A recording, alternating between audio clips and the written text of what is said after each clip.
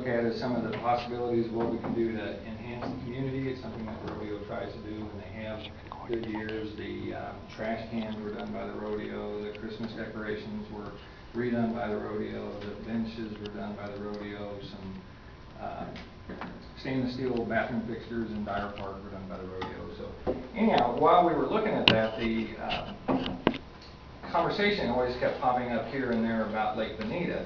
So as we came towards the rodeo and the rodeo was completed, we pursued what happened with Lake Venita, what would it take to fix it, and so as we went forward, and the rodeo was a good rodeo this year, it was a good year, the weather was good. So we found that the initial bid for fixing Lake Venita was not a lot of money.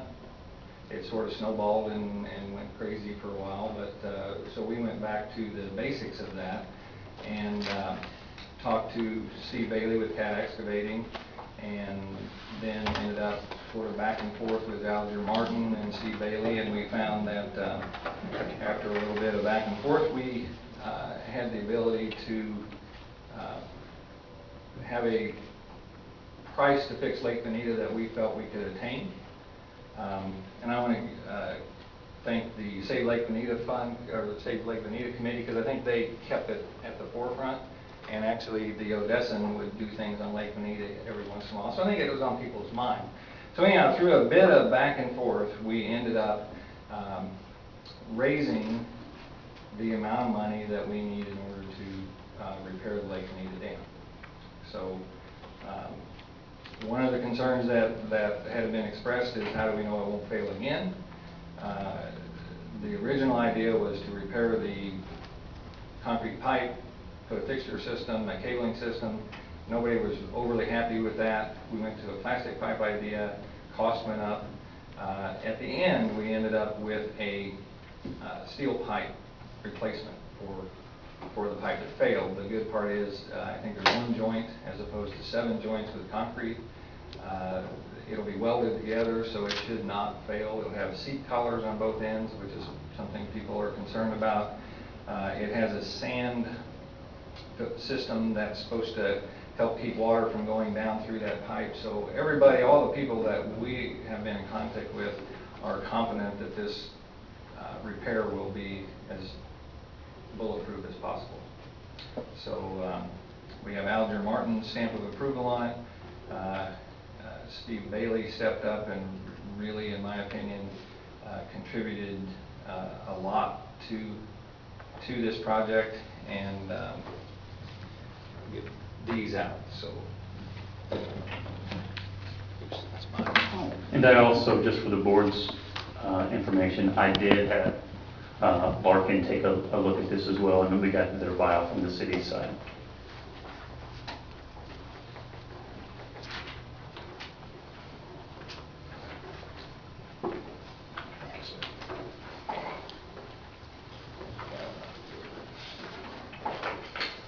So as you take a look, I threw a yellow highlighter there. What you see there is the steel pipe.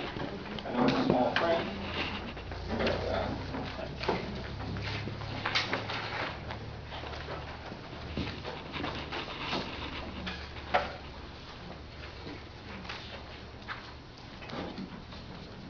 if you go to page 2, what you'll see is Cat Excavation. This is their normal bid for this project. Was $33,230. Cat Excavation agreed to contribute $12,230 of that amount towards the project. If you go to the next page, it's sort of a breakdown. We have Cat Excavation. Odessa Rodeo and Chamber is contributing $8,000. Alger Martin and Associates contributed $5,000. McClenny and Company contributed $2,500. Barton Hall and Schneiders $2,500. The Larkin Group $1,000, and a combined efforts for the Save Lake Venita Committee, which the number of contributors is on the next page. But it ends up being that the amount that the city of Odessa needs to do or contribute is 0. We think that's a good deal. I'm actually really excited because it is a community when a community comes together and didn't have to depend on the city government in order to bail them out, we think that's a good thing. And a community coming together towards doing an improvement for the community, I think helps Odessa start to feel like it's growing and no longer dying, and I think that's a good thing.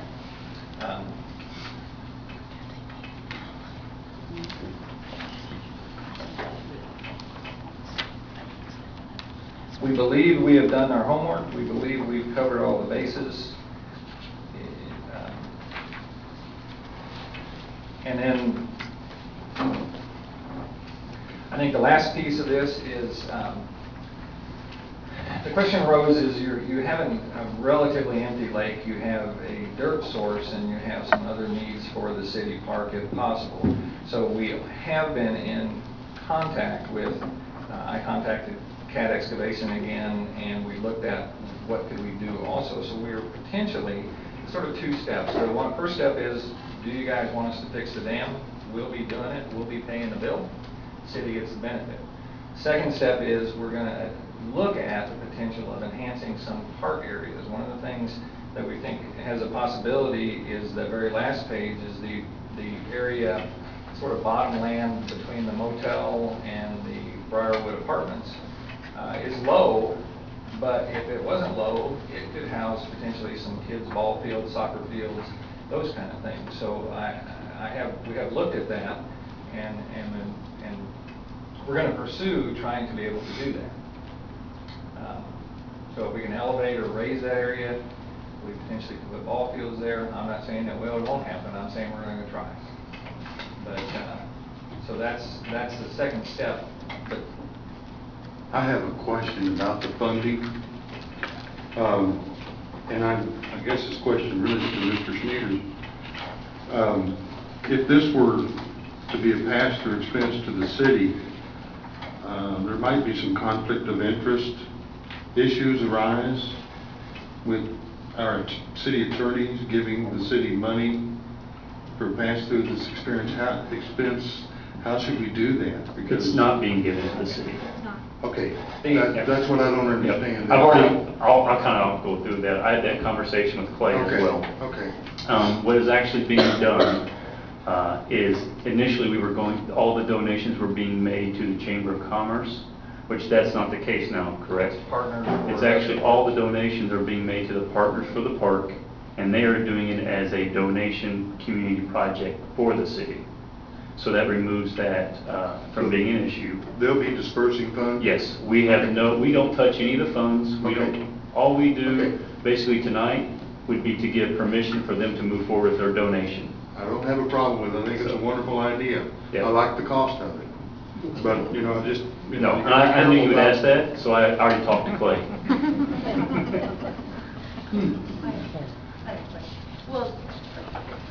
Will they be deepening, and they're just fixing the dam for this, right? They're not doing anything with the the lake, is that right?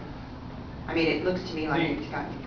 It's sort of two steps. Number one, and one doesn't depend on the other. Number one, you could say tomorrow, you could go fix the dam problem. You could put the new pipe in, you could repair the dam. Right now, what is in there, the water that is in there because the valve is open, which doesn't allow the lake to fill.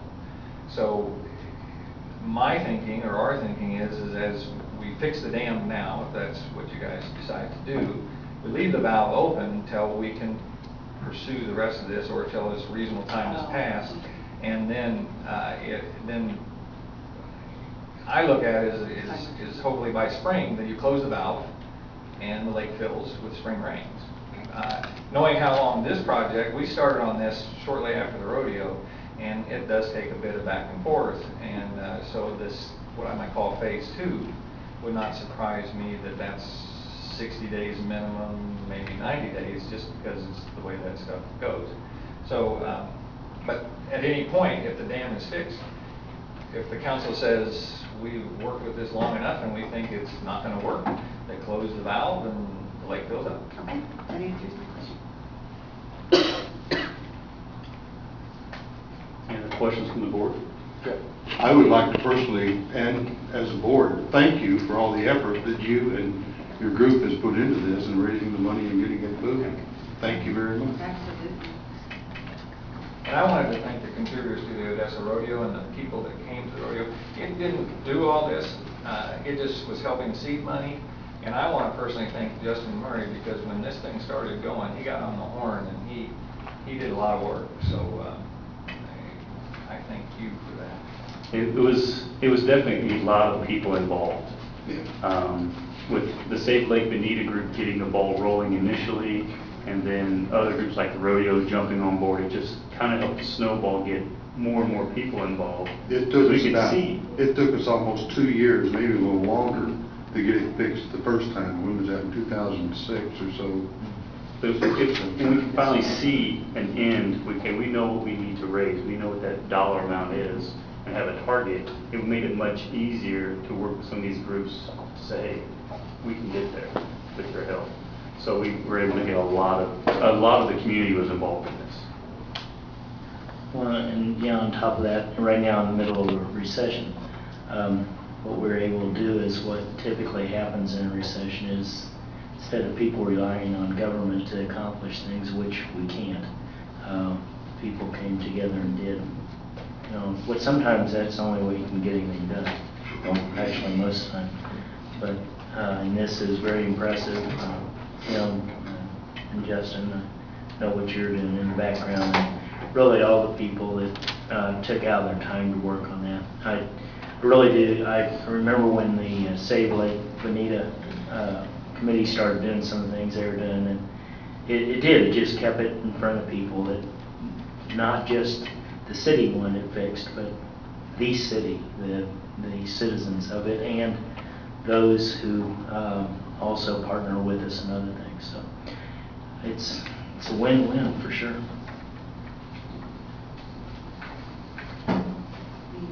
So do we want to make a motion to Ah. accept their? Mr. Mayor, move we allow them to proceed with accepting donations with the intent of repairing the dam and then looking at the next phase.